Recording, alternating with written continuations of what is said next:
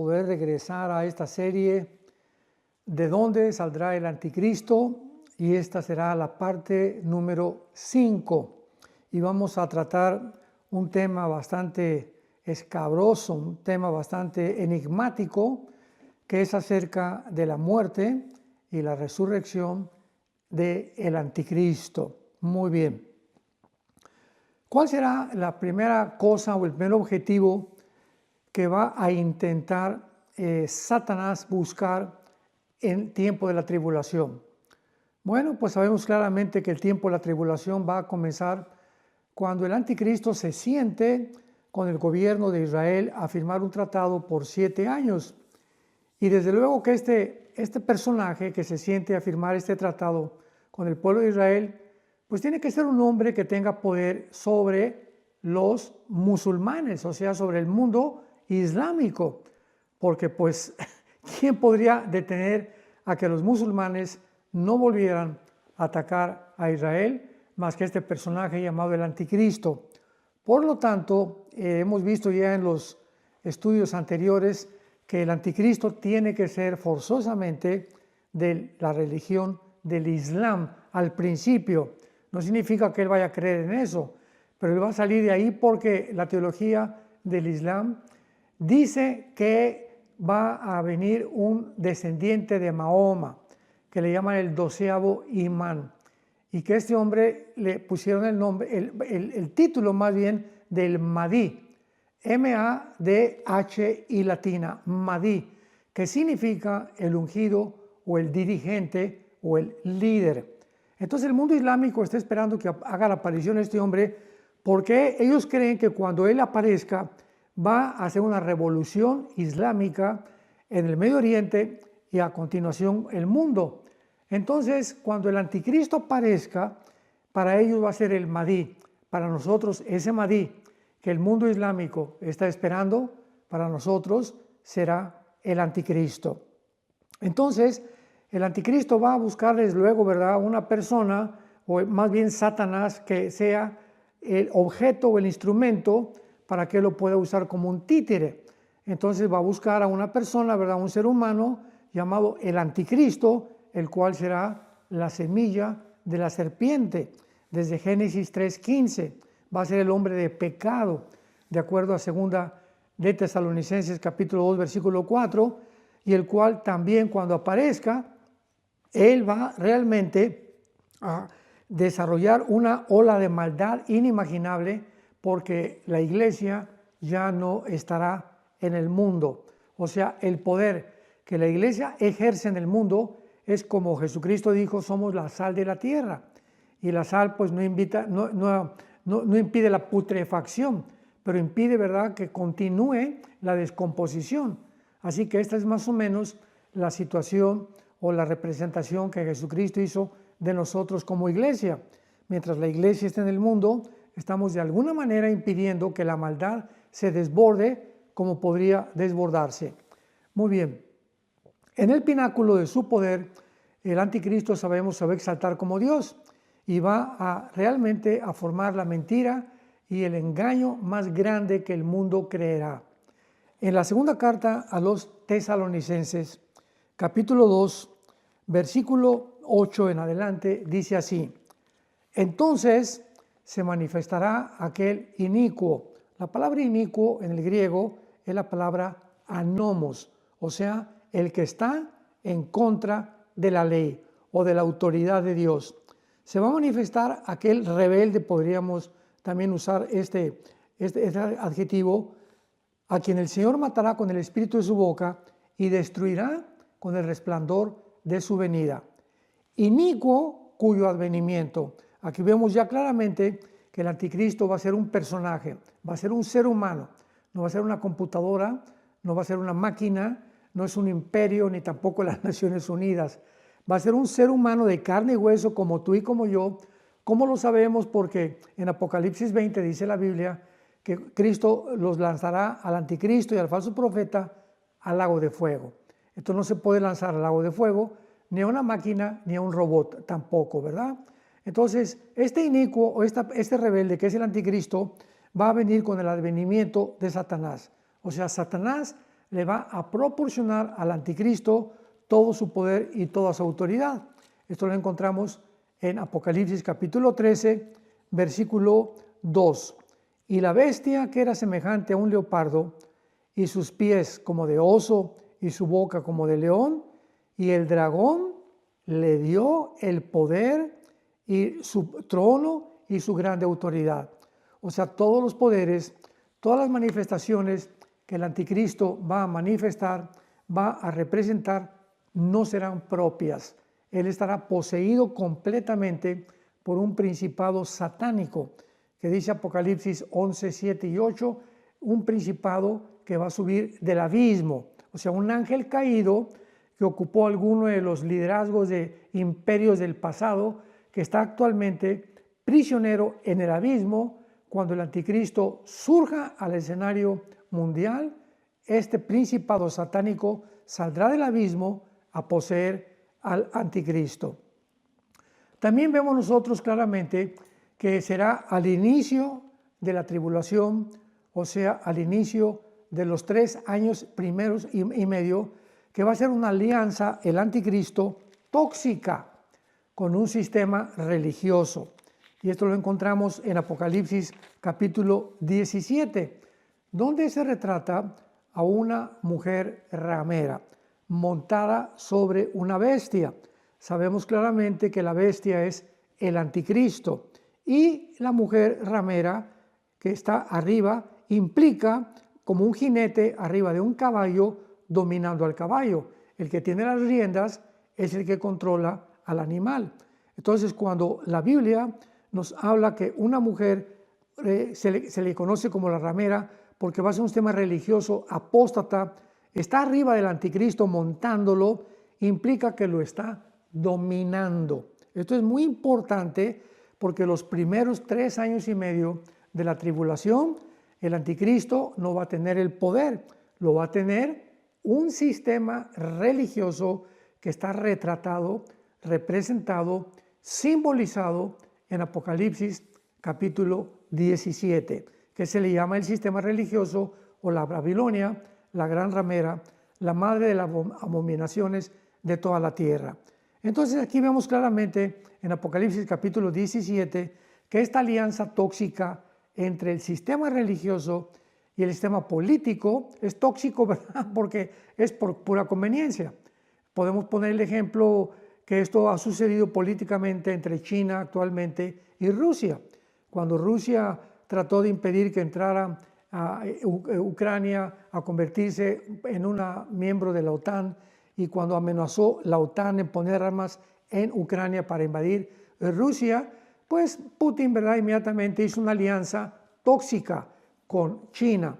Y sabemos que todas las alianzas que todas las naciones hagan a través de la historia son por intereses políticos e intereses económicos.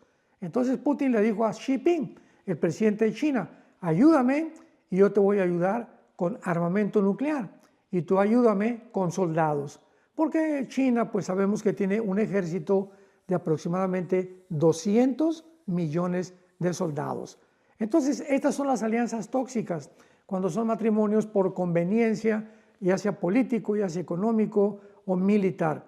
Entonces, esta alianza tóxica entre el anticristo y el sistema religioso va a durar 3 años y medio, porque a los 3 años y medio el anticristo va a volverse contra el sistema religioso que le ayudó por su influencia y por su popularidad, y dice la Biblia que su gobierno del anticristo, que estará formado por 10 naciones, 5 el oriente y 5 el occidente, van a quemar este sistema religioso.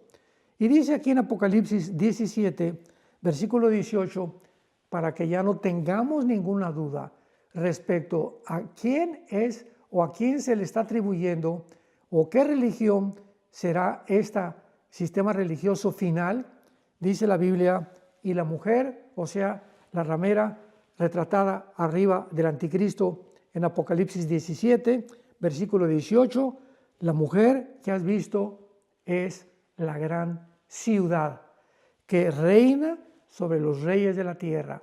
En otras palabras, en tiempos de Juan, ¿qué ciudad era la que en casi 2/3 partes del mundo había gobernado? Y la respuesta es Roma. Así que este sistema religioso estará concentrado en Roma.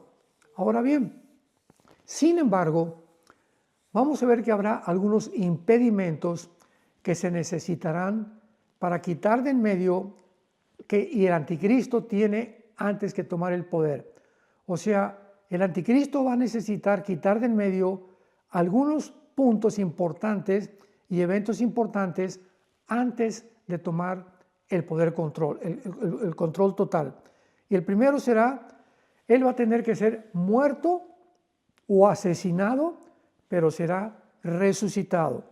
Veamos esto en Apocalipsis capítulo 13, lo que la Biblia nos revela. Versículo 3. Vi una de sus cabezas como herida de muerte, pero su herida mortal fue sanada, y se maravilló toda la tierra en pos de la bestia, que en este caso es el anticristo. Este versículo ha dado lugar a varias especulaciones, teorías, hipótesis de que realmente no está hablando de la persona del anticristo, que está hablando de alguno de los imperios, alguna de las cabezas, porque la bestia tiene 7 cabezas y representan los imperios, y no es la persona del anticristo. Pero ¿cómo podemos salir de dudas de que realmente el anticristo va a ser herido físicamente por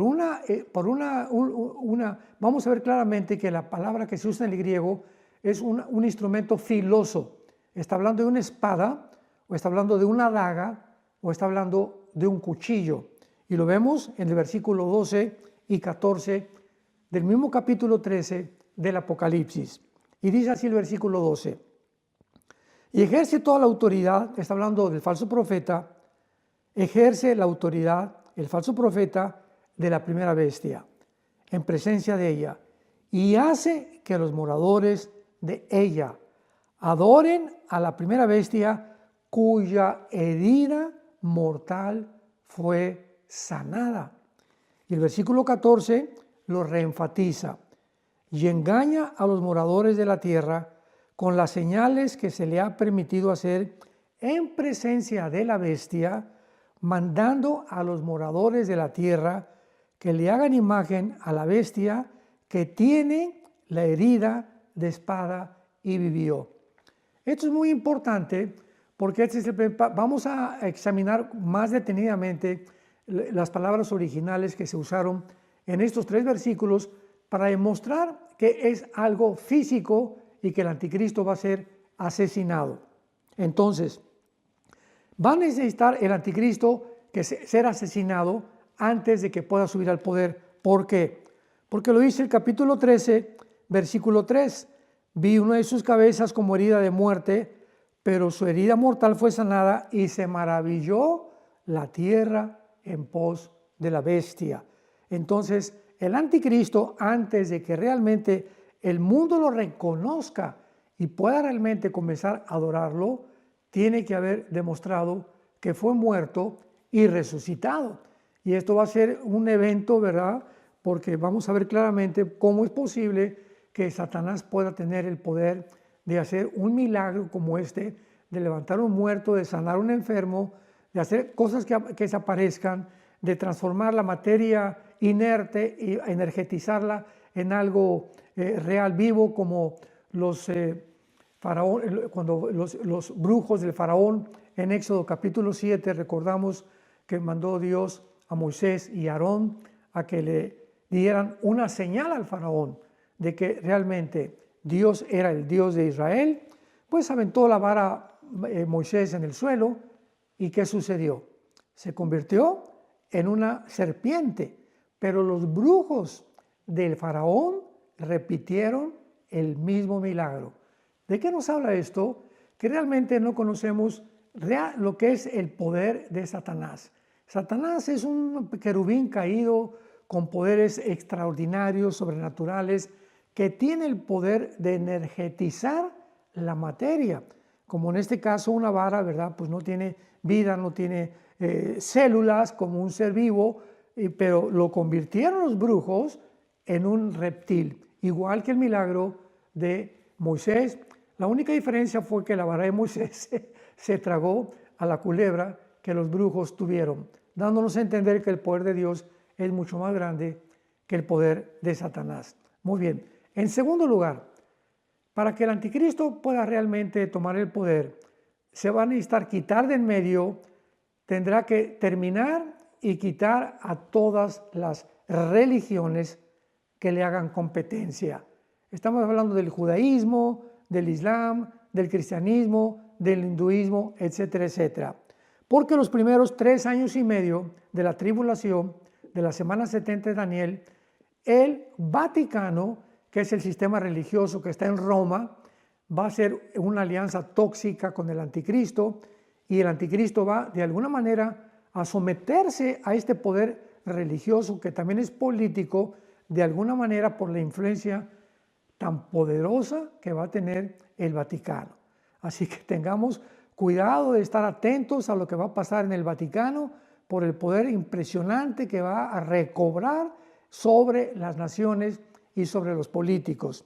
Pero después de los 3 años y medio, el anticristo va a decir, se acabaron las religiones. Aquí el único que canta va a ser yo, el gallo giro, como decimos en México. Entonces el anticristo va a hacer a un lado a todas las religiones y él va a imponer su propia religión. Y en tercer lugar, otra cosa que va a necesitar el anticristo para quitar en medio y para que él pueda surgir al poder, va a tener que matar a los 2 testigos de Apocalipsis capítulo 11, que tal vez sean Moisés y Elías, como tradicionalmente se ha creído. Es posible que ellos sean los 2 testigos, que van a hacer milagros, van a traer fuego del cielo a la tierra, van a atormentar a los seres humanos con las señales y las plagas que van a traer, y finalmente será la bestia que sube del abismo, Apocalipsis 11, 7 y 8, la que los matará, que será el anticristo. Entonces, cuando ya el anticristo pueda demostrar al mundo que tiene poder sobre la vida, que ya las religiones no van a existir y que él va a matar a los 2 únicos últimos opositores, que son los 2 testigos, el anticristo toma el poder. Ahora sí, abordemos con detenimiento la resurrección y la muerte del anticristo.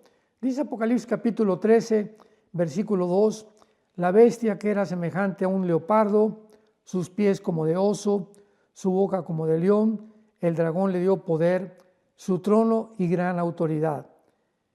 Y su herida mortal fue sanada, versículo 3, y se maravilló la tierra en pos de la bestia. Vendrá el tiempo entonces cuando el anticristo reciba una herida de muerte. Sin embargo, esta herida, como hemos visto ya, ¿verdad?, mortal, va a ser sanada. Es claro que esto hará que el mundo pues quede maravillado, ¿verdad?, por su aparente resurrección, por lo que el mundo lo va a comenzar a adorar. Ahora, muy bien, dice la Biblia que pues es lógico que la tierra se va a maravillar a través de la bestia, porque todas estas señales además y prodigios mentirosos abundarán en el mundo, pero la atención estará centrada sobre el personaje del anticristo, porque esta persona será superior a todas las demás. Muy bien, veamos ahora a continuación de la forma como el anticristo va a ser muerto. El hecho de que el anticristo resucite ha parecido ir en contra de algunas declaraciones de Jesús, de que Él es el único poseedor de este poder. O sea, Jesucristo dijo en Juan 11, yo soy la resurrección y la vida. O sea, la vida está en poder de Él. Y esto ha causado que algunos teólogos hayan usado diferentes traducciones, como que será una resurrección falsificada, otros que no está dirigida a un individuo, que va a ser un imperio, como ya lo vimos. Sin embargo, es importante ver la palabra en Apocalipsis capítulo 5, versículo 6, que se usó para la palabra herida y que es la misma palabra que se usa para la lanza que atravesó el costado de Jesucristo. Apocalipsis 5, versículo 6. Y uno de los ancianos dijo: no llores. He aquí, el león de la tribu de Jehová, la raíz de David, ha vencido para abrir el libro y desatar los sellos. Y miré y vi que en medio del trono y de los 4 seres vivientes, en medio de los ancianos, estaba de pie un cordero, que supuestamente es Jesucristo, como inmolado. Y esta palabra inmolado es la palabra griega spaso. S de Samuel, P de Pedro, H intermedia, A de Armando, Z o spaso, que significa claramente una herida mortal de algún instrumento filoso. En el caso de Jesucristo, se usó con la espada que el centurión le atravesó del lado izquierdo de su costado a su derecho, llegando, ¿verdad?, completamente destrozando todos los tejidos internos de Jesucristo, irrumpiendo inclusive su pericardio, que es la membrana que cubre el corazón. Ahora, muy bien, esta palabra entonces nos muestra claramente que es la misma palabra que se usa para inmolado, por lo que no hay duda de que el Mesías murió. Un estudio griego de este versículo, como lo dijimos anteriormente, nos va a dar una luz de la supuesta resurrección del anticristo. Vamos a traducirlo y vamos a introducir estas palabras en la palabra que dice la Biblia que fue atravesado y que el anticristo sufrió una herida mortal. Vi una de sus cabezas como herida. Esta palabra herida, Apocalipsis 13, versículo 3, 13:3, es la palabra spaso, la misma palabra que en Apocalipsis 5, 6 y 7 se usa para la herida que sufrió Cristo en su costado. Y dice una herida de muerte. La palabra muerte en el griego es thanatos, que es muerte, o sea, no hay tal cosa como reencarnación o el purgatorio, o que alguien pueda realmente decir fue un estado cataléptico, sino que es una muerte total, o sea, una cesación de la vida. Pero su herida fue sanada. Esta palabra es la palabra terapeu. De ahí viene la palabra terapéutico o terapia, que significa una inducción que hace para poder recobrar la sanidad. Y se maravilló la tierra en pos de la bestia. Ahora, veamos estas palabras griegas definidas en el diccionario griego y hebreo de la New American Standard, o sea, de la norma americana nueva del hebreo, que dice así. La palabra espaso, esto lo define el diccionario hebreo del New American Standard. Espaso significa matar o muerte. Thanatos significa muerte, peligro de muerte o pestilencia fatal. Plegue, que significa una herida, un golpe fuerte o golpear. Y terapeu significa curar, sanar, tratar una herida o ser sanado. Estas palabras implican que el anticristo será herido de muerte intencionalmente en lugar de morir accidentalmente o por causa natural. En otras palabras, va a ser alguna persona la que se va a acercar a él y le va a enterrar o un cuchillo o una espada, pero va a ser siempre un instrumento filoso, un arma blanca, como decimos también. Él va a recibir esta herida mortal, va a ser completamente sanada, y recordemos que esta misma herida es claramente descrita en Apocalipsis capítulo 13, donde dice que fue sanada milagrosamente. Y finalmente, el apóstol Pablo, en su segunda carta a la iglesia de Tesalónica, capítulo 2, les manda unas palabras recordándoles a estos cristianos de la iglesia de Tesalónica, que se encuentra actualmente geográficamente en la nación de Turquía, porque en Turquía se encuentran casi todas las iglesias del Apocalipsis. Qué cosa más interesante, que ellos no tenían que preocuparse, porque en la primera carta les dijo que vendría un evento llamado el arrebatamiento de la iglesia, que también en el latín significa raptarus, o también se dice la palabra rapto. Entonces los tesalonicenses pues estaban contentos de que va a venir un día una generación de cristianos que no vamos a morir. Hasta ahorita en el siglo XXI todavía seguimos creyendo que nosotros vamos a pertenecer a esa generación, que de repente millones de personas van a desaparecer en el mundo y que vamos a reunirnos en el aire sin que Cristo toque los pies en la tierra como lo va a hacer en su segunda venida. Zacarías capítulo 14 del 1 al 5, vamos a reunirnos con Él para irnos con Él al cielo y regresar con Él en su segunda venida a establecer su reino mesiánico de 1000 años.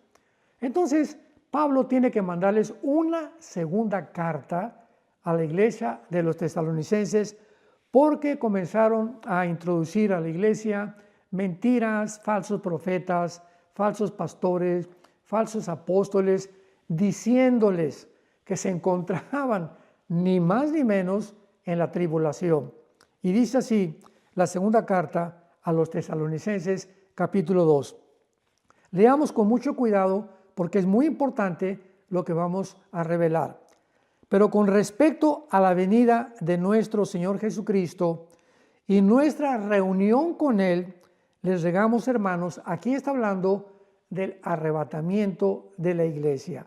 Respecto a nuestra reunión con Él, hermanos, les decimos que no se dejen mover fácilmente de vuestra manera de pensar, ni se conturben ni por espíritu, ni por palabra, ni por carta, como si fuera nuestra, en el sentido de que el día del Señor está cerca. En otras palabras, el día del Señor es un término que se usa en el Nuevo Testamento para describir los últimos 7 años de la semana 70 de Daniel o la gran tribulación. Entonces alguien comenzó a mandarles cartas diciéndoles que ya estaba la gran tribulación en el mundo. Y Pablo manda esta carta para decirles que no ha venido la tribulación y les demuestra de qué manera estaban equivocados. Dice el versículo 3, nadie los engañe en ninguna manera, porque no vendrá sin que antes venga la apostasía y se manifieste el hombre de pecado, el hijo de perdición. O sea, antes de los 7 años de la tribulación, ¿qué tiene que suceder? Pues tiene que aparecer el anticristo, porque el anticristo inicia la tribulación firmando el tratado de paz por 7 años, como lo hemos visto.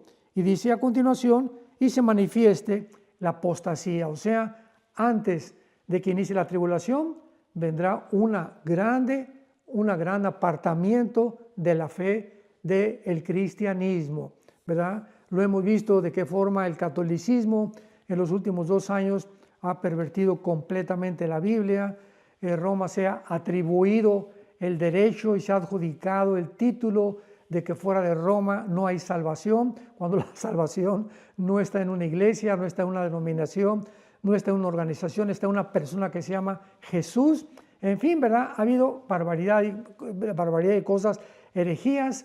Roma también impuso el celibato sacerdotal, que una persona para servir a Dios no tiene que casarse, cuando la Biblia manda. El apóstol Pablo a Timoteo en su segunda carta le dice, y en la primera carta, que los obispos tienen que ser casados. Entonces, ¿de dónde sacaron ese mito, verdad? Esa tontería, ese disparate de que no deben de casarse para servir a Dios. Bueno, esta es la apostasía en la que se encuentra y hay una desviación grandísima cada vez del cristianismo. Y dice más adelante el apóstol Pablo que este hombre de pecado, que este hijo de perdición, que ese no es el Papa, ¿verdad? Ese es el anticristo, se opone y se levanta contra todo lo que se llama Dios o es objeto de culto, tanto que se sienta en el templo de Dios como Dios, haciéndose pasar como Dios. El hecho que se mencione que el anticristo se va a sentar en un templo nos confirma la doctrina de que el tercer templo judío tiene que ser levantado. Y ahorita existe, ¿verdad?, un movimiento muy grande en Israel para que ya los judíos ortodoxos ya están tratando de buscar el lugar adecuado para poder levantar el templo que está ocupado ahorita por la mezquita de Omar o la cúpula de la Roca, y entonces pues va a tener que pasar un milagro, un terremoto, algo va a suceder para que los judíos puedan levantar ahí su templo profetizado en la Biblia. Entonces el anticristo va a entrar cuando levanten ese templo, va a entrar en ese templo a la mitad de la semana y lo va a profanar matando a un puerco, que es un animal inmundo en el Antiguo Testamento, y blasfemando en contra de Dios. Y dice el versículo 5, que no se acuerdan cuando yo a ustedes les contaba esto, y ahora ustedes saben lo que lo detiene. O sea, hay un poder invisible, espiritual, deteniendo al anticristo, que no se manifieste todavía. Y dice, a fin de que a su debido tiempo sea manifestado. Pero ya está en acción el misterio de la iniquidad. Solo que hay quien al presente lo detiene. ¿Quién es el que está deteniendo ahorita que no se desborde la maldad, como se va a desbordar cuando haga su aparición el anticristo y la iglesia ya no está en el mundo? Bueno, sabemos que es la presencia del Espíritu Santo en la iglesia la que está impidiendo, como la sal de la tierra, como la luz del mundo, que la maldad se desborde como podría desbordarse. Así que cuando venga el arrebatamiento de la iglesia, vendrá un desbordamiento, verá como un dique, como una presa que se rompe y se viene como un tsunami de maldad en el mundo entero. Los demonios van a subir del abismo, los ángeles caídos se van a manifestar físicamente, un principado satánico va a poseer al anticristo y Satanás será su última fiesta que tendrá antes de que venga Cristo y lo destruya. Así que pues en esta serie de dónde saldrá el anticristo, que ya hemos visto anteriormente, el territorio geográfico de donde saldrá, que será el Medio Oriente, específicamente del área de Siria y de Irak, de ahí saldrá el anticristo. Estamos viendo ahora a continuación, desarrollando este tema con más detalles y mucho más ampliamente. Pero vamos pues en este momento a darle gracias a Dios para que si tú no tienes a Jesús en tu corazón, lo invites como tu Salvador. Antes de que venga este mare magnum, esta marea alta que va a arrasar con el mundo con tanta maldad que muy pocos se salvarán. Puedes inclinar tu rostro y decirle: Señor, te pido perdón por mis pecados. Te doy gracias de haber muerto por mí en la cruz, que a los 3 días fuiste resucitado, y te pido que, como creo que vives, que entres a mi corazón como mi Señor y como mi Salvador.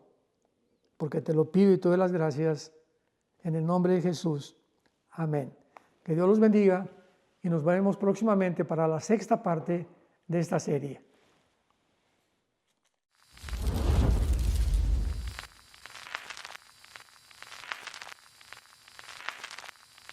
Hola, ¿qué tal? Me da mucho gusto saludarles y quisiera simplemente comunicarles que gracias a todos ustedes a través de todas las naciones del mundo que aman la palabra de Dios y que realmente están interesados en que nosotros como organización Vida Nueva para el Mundo y Armando Alducin Ministries continuemos predicando el Evangelio de la Gracia de Jesucristo y que podamos nosotros continuar haciéndolo gracias a sus donaciones. Este año cumplimos 46 años de ministerio, 46 años donde hemos predicado, hemos enseñado, hemos tenido seminarios y de diferentes formas de estudios bíblicos alrededor del mundo y hemos pensado y considerado de una forma fiel el Evangelio de la sana doctrina de Jesucristo. Nosotros, con todas estas donaciones, tenemos que sostener pastores, misioneros, obras, equipos de televisión y aún continuamos buscando la manera de poder elevar este ministerio. Hasta este momento quiero que ustedes estén enterados que no tenemos una sola propiedad como organización y así hemos trabajado durante 46 años porque le damos la importancia a la evangelización, a las misiones y también a los hombres de Dios para levantar más pastores. Le damos las gracias y que pueda Dios con su gracia tocar sus corazones y que puedan ustedes invertir en un terreno donde es fructífero, porque creemos que ha producido bastante buen fruto para la gloria de Dios. Gracias, muchas gracias por sus aportaciones y por las donaciones que sabemos ustedes continuarán haciendo para que podamos continuar siendo fieles en la predicación del Evangelio